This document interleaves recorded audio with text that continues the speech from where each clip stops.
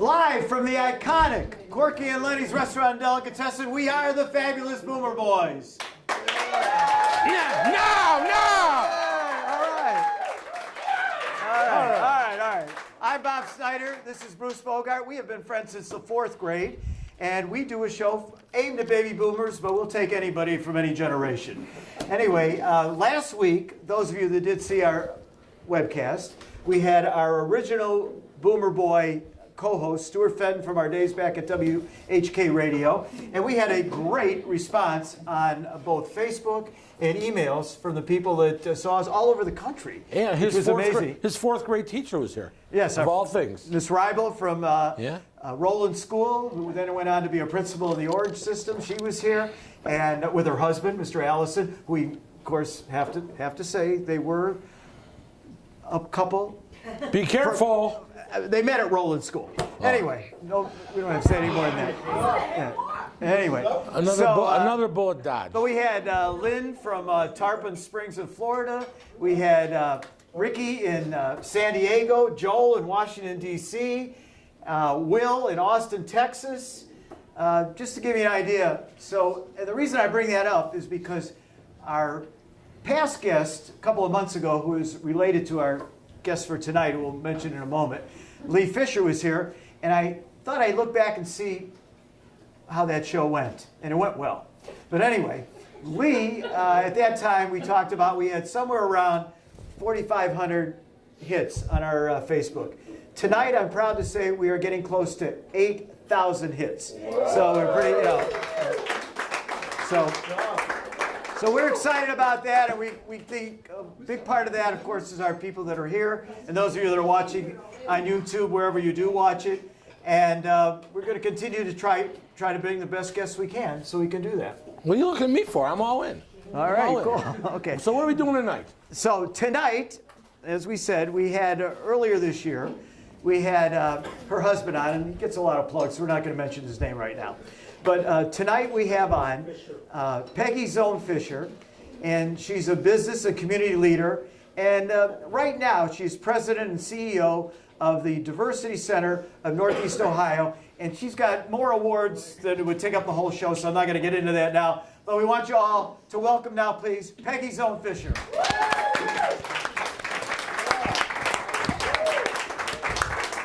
careful. Be careful. Thank you.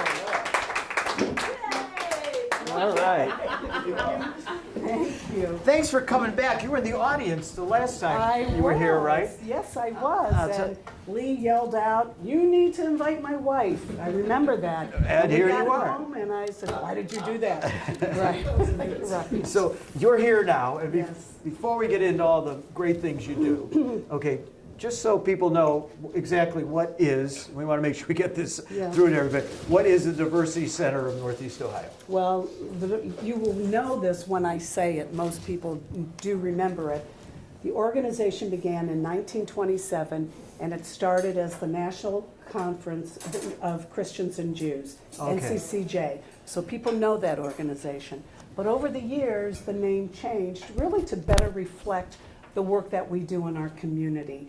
There's about 25 chapters all over the country, but we're all independent. There is no longer a national federation for community, or for Christians and Jews. Okay. It is now. But you don't have to be a Christian or Jew to be in it, right? No, and the reason why the name changed is because back in 1927, that's where the most discrimination was against both of those religious groups.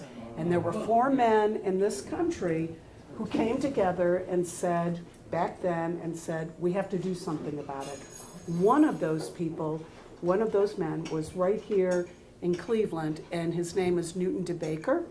He was the founder of the Baker Law Firm. He was the founder of the Cleveland City Club.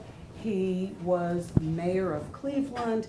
I mean, he was a very, very progressive, visionary thinker. And he was a Republican, which is really a wonderful, wonderful. No politics tonight? Oh, I'm just saying, Okay. I'm just giving you a little bit about it. No, I know. I'm out of the business. All right. Well, come on. No, you're never out. You're You're never. So what do you guys do, though? Who? I mean, really, what is this diversity? Oh, okay. What do they do? I mean, I understand what, I I thought you understand. want to know what me and Lee do. No, I don't, that's your private business. That's your private business. If you guys are ever on a couples night, we can talk about that. Okay, we should do that sometime. But we know Well, tell the truth, Bruce. You're asking. Yes. Bruce always makes fun of my knowledge of the vocabulary. it's He's not an knowledge attorney. of the vocabulary. I make fun of your vocabulary. Right. So diversity is kind of a big word. Well, So he wants you to explain what that Okay, is. so we work in 11 counties in Northeast Ohio, okay? We go into about 150 schools from elementary all the way through higher ed. We're in colleges. We do diversity training work. We do full-day conferences. We do overnight camps. But when we do the diversity work, it's not, most people think when they hear that it's race. And that's a big part of it, but we're going in and we're teaching young people all about all the isms, about religion and race and sexual orientation and gender and age, and it's every ism that you can think about. We talk about diversity of thought. Mental health. We're teaching, we have DIS, small parent, DIS, D-I-S, capital A, ability. We talk about programs that help young people. We're teaching, we have a lot of anti-bullying programs. We work with over 15,000 Okay. students a year. It's a phenomenal work that we do, and it's hard work. And we work with our educators. All right. Now, the reason I wanted you to talk what that was, one of the reasons, Yes. okay, besides it deserves the extra publicity, is that I'm impressed with you, and I have been for years, because before women were talking about, and I know this has nothing to do with the Me Too necessarily movement, but Okay. women were a part of a man's world. You were one of those women. You can't say that anymore, Bob. You can't say that. Can't say man's You world. can't say man's world. Okay. But you, I apologize, by the way. You got to understand, he's a child of the 50s. I was going to say, this is generational. Yeah, he doesn't- and Yes. we do generational diversity work. So You Right. really should go to one of their workshops. Yeah. You really I'm should. gonna have that. But when you, okay, Here's what Bob wanted to say. Before the glass ceiling started to evaporate, It hasn't. it hasn't, but it No. started maybe glass one hair at ceiling. a time. Little cracks. Okay, you're right. It's a Yeah. rumor still. Yeah. But before people even thought about the day Yes. that it might happen, Yeah, yeah. you were successful in what would have been called a man's world. That's true. Okay?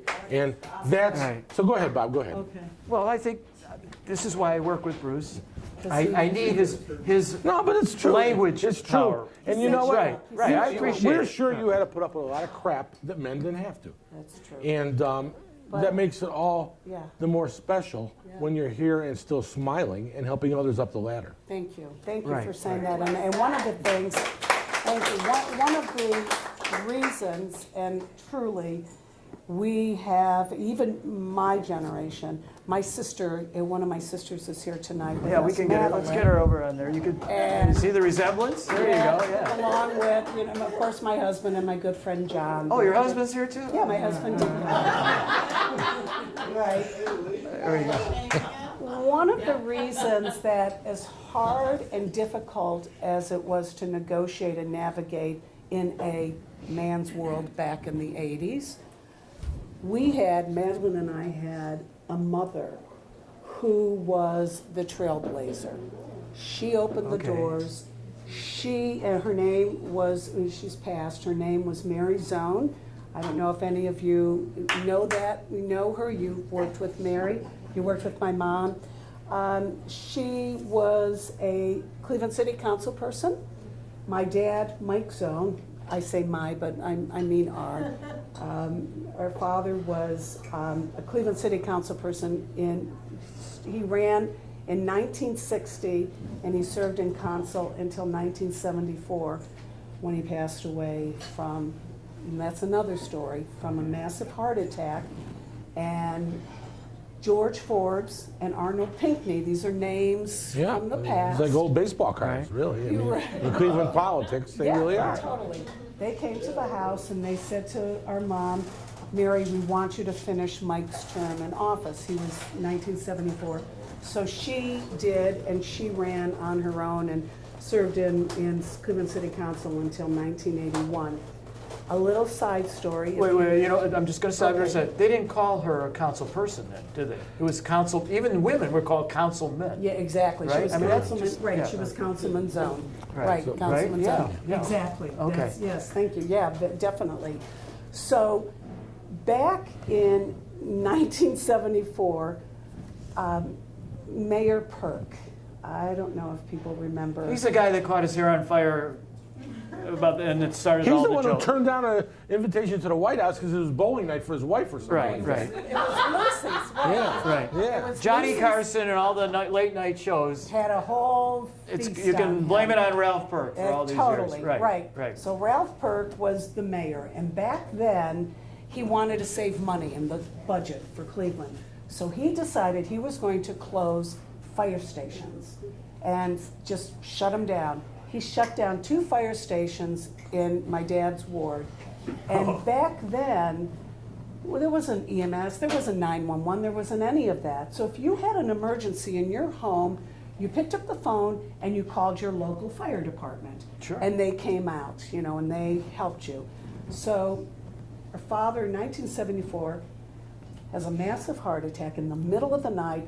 Our younger brother gets on the phone and he calls a fire station. That was 50 minutes away Whoa. from where we lived.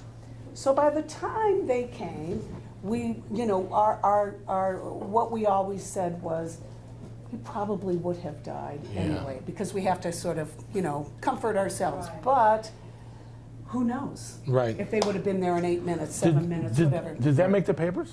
Well- That's backstory? Oh, yeah, well, the rest of this is Yeah. even a better, I mean, this is not bad, well, this was terrible what happened. So when George Forbes and Arnold Pinckney come to the house and they say, Mary, we want you to finish Mike's term, she did. Her first piece of legislation was to bring EMS to Cleveland. Columbus had EMS, but we never had it here. So her very first piece of legislation was to bring EMS here. So every council person voted and passed, because certainly was the right thing to do, and to honor, you know, my dad, our dad. So now there's a press conference. So Okay. EMS comes to Cleveland, and they're going to unveil the first EMS truck. So they're doing all these dignitaries, public officials, all the media's there, and Mary Zone and all the council people, councilmen then. So they take the curtain off of the EMS truck, and it says Cleveland Emergency Medical Services, Mayor Ralph J. Perk. Our mother, if anybody knew Mary Zone, she went ballistic at this press conference and said, you don't deserve your name on this. You didn't want any of this. His name has to come off. They removed his name off of every truck. And, you know, Mary was, so when you say, how did I? We know where you got it from. Thank you. Okay? Right. We yeah. had- I'm a little Wait a intimidated minute. right One, I want to say one thing. Yeah, you thought I was sitting One thing. there Lee quiet. Fisher, God bless you. Oh, Really?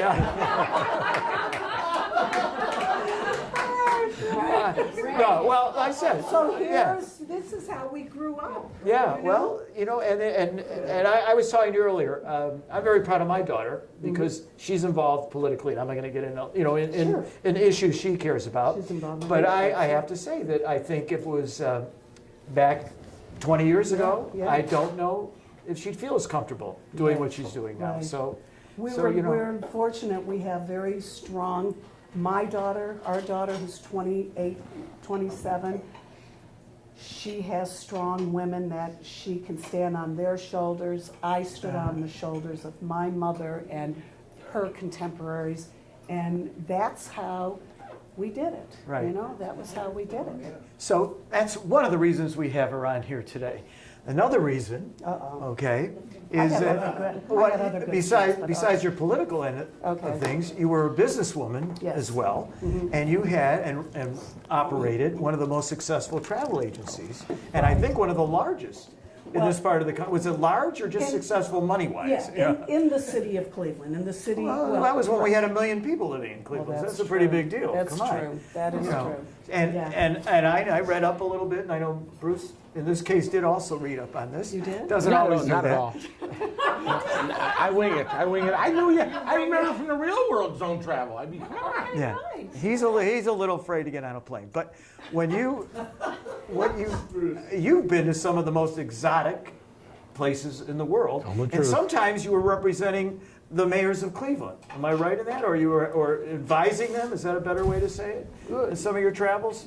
Yes, but I really never traveled a lot. I didn't go out of the country. She's like the food critic we had. I would never been to a restaurant. But no, you come on. Where have you been to China? No, I never traveled Oh, anywhere. really? You got, You know I do love you. I did it. I knew it. Okay. Set me up for that one, Bob. Set me up for that one. All right, that's the only one I'm going to follow. Okay, all right. So tell Yes. us a little bit about Yes. it. Come on. So for 30 Because I do like to travel. Yeah, so- yeah. Yeah, why don't you leave now? Because you're hurting. So yes, No, for tell me 30 what, Bob. We do want to hear about your travels. We just had a little fun. I'm sorry, Bob. Go ahead. Okay. Yeah, Yep. no. So Thank for you. 30 years, yeah, we did a lot of traveling all over the world. My sister Madeline did a lot of traveling. We were in business together. And I remember, of course, being married to Lee, and I know we won't talk politics, and I won't get into that, but when he was campaigning all over Ohio for different offices, Attorney General that he was, I wore a little necklace around my neck, and I would tell people, well, they'd say, oh, you must be going to wonderful, exciting places. And I'd say, well, I am, but this is like a dog zapper. Like if I leave the border of Ohio, I get zapped. So I got invited to go to Australia, because we'd get invited to go to all these incredible places by the country's government, their air. And I went to Madeline, your first trip to Australia, I went to Madeline and I said, I can't go. Can you go in my place? I have to be in Chillicothe. I mean, right? Is it Australia, Chillicothe? Right. I mean, so, yeah. Well, that used to be the capital of Ohio. Did you know that, Bruce? Yes, I did know it that, was. Bob. So, yeah, I mean, so those were little kinds of, but yes, we traveled. We had wonderful, wonderful opportunities to go all over the world. I've been to China, led a trade mission for the state of Ohio, and had about 60 business people and educators from around the state that we took to China, and we matched them up with their counterpart. So for instance, there's a rubber factory in Toledo. We made sure that we matched them with the rubber factory owner in China, in Beijing.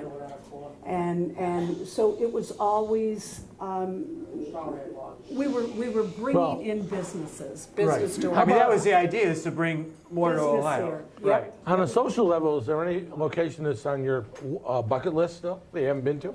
Australia. Really? Oh, so you still haven't been I there? have not Okay, been to then- Australia. then My sister we're gonna get Madeleine's you been there. 3 times. Oh, twice. Well, on the flip side of that, I need to know: is there any place you went to that you would never want to go again under any circumstance? Never want to Yeah. go back. Like Chillicothe. Yeah, no, I actually love Ohio, and I love the people of Ohio, because anywhere you go in Ohio, there is no other state that, we are a real solid Midwestern state. Yeah. And there is no other state where you can go anywhere where people are just generally friendly, and they have an incredible work ethic. And it's just nice to see. It's nice to see. Now, I know you had to have some crazy adventures. We got to hear one. I know I've heard a little something about Eastern Airlines or something like that. Oh, my Should we God. maybe talk a little about, was that one? Whatever. Yeah. I can if you want me to. Oh, yeah. Okay. Do we want her to? Come on. Okay, so keep an open mind, okay? And, Well, we're talking about diversity, so we'll, right, yeah. and as we talk about vocabulary too. So back, I don't know if people remember Eastern Airlines. It was a big, huge airline. We loved Eastern Airlines. So where our business was on the near west side, we were very close to Ohio City. So it's a very large Puerto Rican community in Ohio City. So we had Eastern Airlines every Saturday had in the morning Eastern Airlines 321.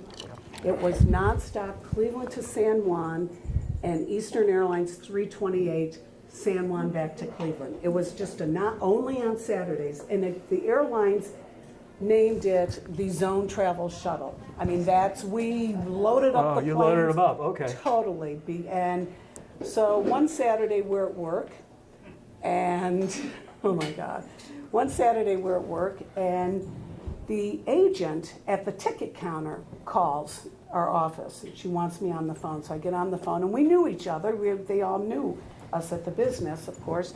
And so she was saying, and you could hear all these hundreds of people waiting to check in for that flight. And you can hear all this noise you can only imagine, right? So, so she's saying, you know, people, back then you could bring a pet on the plane, right? You were allowed to bring a pet. Okay. But only one per person. So she says, you've got to talk. We have our client here, Mr. Rodriguez. He has 2 roosters, and he wants to bring them on the plane. You have to tell him he can only have 1. So I get on the phone with Mr. Rodriguez, and I said, Mr. Rodriguez, you can only bring 1 of your roosters. And he starts screaming, I have 2 cocks. I want to have, and I'm saying, you cannot, you can only bring 1. So I'm arguing with him, you're only allowed 1 cock per passenger. So the agent gets on, and I said, will you make an announcement? Maybe somebody will take his other rooster. So the agent gets on in the loudspeaker through the airport. I know what she said. And announces, is anybody willing to take Mr. Rodriguez's cock to San Juan? Okay? Okay. Is that okay? Yeah. What do you think? Great story. Well, yeah. Okay. Somebody did volunteer. Somebody volunteered and took it. This is why lawyers, and Bruce, I know you'll agree with this. This is why lawyers always want to know what the answer is before they ask a witness a question. So they don't, right? Isn't that? Whatever you say, Bob. What are you talking? Okay. I want to know one thing. I heard I'm going to go back to, if I might. Yeah. Bob, okay? Yeah, sure. I want to go back to the Diversity Center for good. a second. Okay, good. Because I heard a story that you set a record-breaking fundraiser. You had some kind of record-breaking fundraiser, and you did the whole thing while you were confined to a wheelchair. Oh, yeah. So you think I don't do my homework? Come on. Yeah.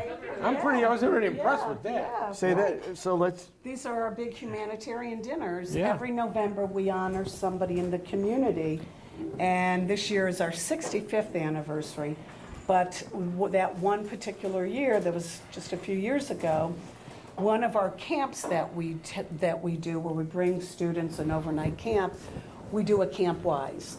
And I was coming out of the dining hall, and the students, I don't know if anybody's been to Camp Wise, it's beautiful. I have. Yeah. Okay. He grew up in a good side of South Euclid. I couldn't go. You couldn't afford Camp Wise. Day camp only. No, Yeah, my kids right. went there. So. You're right. You went to JCC Playland. I couldn't even afford that. No. Rolling school. Went across the street and played in the ball yard, and that was it. That's what I did too. Well, Herman Avenue. And we survived. I said my kids Totally. went. My kids went. I didn't. Okay, all right. Okay, well, I'm going to tell And your about yours. sister's sitting over there. She just called you a liar. Tell her. Oh, okay. But she anyway, I went want to to hear it. your story, Bob. So, okay, I can talk so- to Bob anytime. I know. Well, will you let me talk? trying. You know the two of you. Okay. Okay. So I'm walking out of the dining hall after dinner, and these kids are like, "Hey, Mrs. Fisher," and I said, you go on the scavenger hunt. I'll see you after that when we all come back together." Like 250 kids. I missed the top step, and I fell this way. I didn't fall down the steps. I fell this way into like an 8-foot ditch. And so, so now my ankle, my foot, whatever. It was very, very serious. Of course, everybody at Jewish Federation was very concerned Yeah. because, as a lawyer, right, what could I have done? There was no railing, there was no way to protect this fall. Anybody could fall there. I could have called you, right? I would not have answered. I'm Jewish. I couldn't get involved. I couldn't get involved. Yeah, I noticed you didn't call Lee. No. So, anyway, they were wonderful, and they put up railings, and so I put up a plaque outside, and it's in honor of me, this railing, Yeah. and yeah, so it's valid. But I had, yeah, right. But I had a fundraiser. So this is October. The end of October is this camp, Yeah. and the event is November 15th. And it is our largest fundraiser. The money we raise from this event helps to subsidize so many of our school programs because schools can't afford to pay. And superintendents call me all the time and say, please, you have to stay in our schools. We just can't, we need scholarships. So we have this big fundraiser so that we could say to schools, it's okay. We can scholarship your students. They could come to a camp. They could come to a conference. We can come into your schools. So that particular year, a month later, I'm in a wheelchair. I also was on the phone at the hospital, raising money, doing, I never. That's what I was told. The story was passed on to me by Joe Compton. Oh, Joe told you? You know Joe Compton? Is that a good thing or a bad thing? Oh, my God. If it's a good thing, I know him well. He's on our board. Yeah. I love Joe Compton. Okay. So he shared a little. Oh, that's nice. Hard to Why believe, isn't hard to he- believe, huh? Well, why isn't he here tonight? I'm not at liberty to say. Okay. Okay. Client attorney privilege. yeah, Okay, right. okay. All right. All right, so you, So that was successful. So we Right, raised over $500,000 at this dinner, and I think some of it that's pretty was- good. We can go with that. Yeah, All it was right. good. It was good. So my camp story with you is that we had children that went to the same camp. Yes. Right? And Right. so it brings up, I've got to talk about your son in particular, Yeah, Jason. because he also did a movie that was at the Cleveland International Film Festival That's right. about your husband. Right. So we don't have a lot of time, but briefly, just give us a little Okay. quick thing, because I think that's really cool. It's really cool. So Jason graduated from Syracuse University. Where my daughter went. Right, they follow each other. And he came home from school and he decided he was a communications broadcast journalism major. He wanted to make a film about Ohio. And it was the governor's election, 2006, when Strickland and Fisher ran as governor, lieutenant governor. So he asked Lee, can I follow the campaign and follow you and make a film? And it is called Swing State. And the premise of the movie is why Ohio is always called a swing state. And oftentimes, whoever would win that governor's seat Right. would more than likely guarantee that the next president would be Democratic, or whatever party they were, because that's how we operate in this state. That's right. Well, Strickland and Fisher won in 2006, Obama won in 2008. But the movie started out with this premise. And as he was filming, just like, you write a book, you write a story, whatever, it takes on a life of its own. And so the movie really became a journey of a father and a son traveling the state and their relationship, and also what a family goes through when they're doing something as intense as running a statewide campaign. So he set up his offices on the second floor of our house. He had his camera running 24/7. There's one scene in the movie where they're interviewing me in my living room, and they're saying, well, how do you feel about this? And right behind me, you see people moving our piano. I mean, the house was, it was pretty incredible. Well, he made this film. Jackson Brown, the performer, Sure. Jason met with him. Our son is Jason Zone Fisher, met with Jackson Brown. Jackson Brown let him use his music in the movie, which Oh, he is did? oh, Oh, yeah, which okay, is yeah. incredible. Anyway, it's won awards all over the country. Swing State is the name of the movie. Well, I have to tell you, I'm looking at your husband as you're telling the story. You can see he's still Very proud. emotional about it. Yeah, yeah, very proud. That's great. Okay. Yeah. Well, all That's right. it? I'm getting Tyler Plevin, who is our producer here. I've got to tell you that, and of course Muhammad Ali, our associate marketing director, are here. And you see, guys, see how important it is. You never know where this is going to lead you when you do this little show here. Well, Who knows? since you're talking sports, Yeah. since you're talking sports, you guys need to know that it was just announced that Cleveland has won the 2021 NFL Draft. We'll be right here. All right. Okay. Since you're mentioning sports. I have more Cleveland news as long as you brought up the subject. Uh-oh. No, this is important. I was waiting for the opening. Thank you so much. Cleveland is fourth in the country in postal dog bites. Houston is number one. This was in the Plain Dealer last week under cheers and jeers. Cleveland is now number 4, and they call it postal dog biting incidents. Houston is number 1, so we got a ways to go, but we're getting there. All right. Another. They should bite my postman. All right. We Well. love Cleveland. Well, my whole life in Cleveland, I would never. I know. Yeah. I Well, know. you know, We this love is the other thing I wanted to bring up. Bruce and I have been here really our whole life, Yeah, and you me have too. too. And you've been able to see a lot of other places and go a lot of other places. And really, I think you could have gone somewhere else, and you stayed here. And that deserves a round of applause, I think. Okay. All right. Well, Bruce, before we go, we got to tell everybody where we're going to be next week. Who's going to this be is here? Where we're going to be? I'm going to be Almost. here. We're not Oh, going to be off. here. We're off next week. We That's are right. off. We are taking off. So it's a great couple of weeks for those of you that are watching now. You can binge watch the Fabulous Boomer Boys. You know, just like everybody who is going to be binge watching Game of Thrones. You know, go for Not a half all of hour, us. take a break. Take a break and watch the Fabulous Boomer Boys on YouTube. Tell your friends if they've never seen any of our shows, they can do some catching up. Because in 2 weeks, we'll be here with... Okay, 2 weeks from tonight, we have a national celebrity. His name is Walter Sterling. He's got a host a show called Sterling on Sundays. It's on 10:30 to midnight every Sunday night. It's on WFIL out of Philadelphia, also WLS and WK and KMOX in St. Louis. And so he'll be here, I guess, 2 weeks from tonight. What kind of Right. show does he have? It's I'm not supposed it's to a ask talk show. It's a questions. talk show. I've met Walter. Okay. He's in fact, honestly, I was a guest on his show I once. want to have a pickle. These things have been sitting here. Would you like this? Is my breath bad? Or? No, I just go Yeah, ahead. I'll take him home with me. Okay. All right, I'm so- going to tell you, and he's a Walter, curmudgeon. He's an absolute curmudgeon. Just to let you know, in case you haven't heard of Walter, if you listen to the Howard Stern show, Yeah. Howard does speak about Walter. He's somewhat of, I don't want to say he's a mentor, because who could be a mentor to Howard Stern, right? But he does talk to him and get advice on occasion. I've heard Howard actually say that. I'm a big fan of them. So, look, we can't get Howard to come in. He's too busy plugging his book. So we got somebody that's been on his show instead. So we hope you tune in for that. So Walter Sterling will be here 2 weeks from tonight. Next week, Memorial Day weekend, the after prom, we will be off. Right. And that's that. So please spread the word. Peggy, what a great guest. Thank you so much for coming. Thank you. I hope you all had a good time here at Quirky and Lenny's.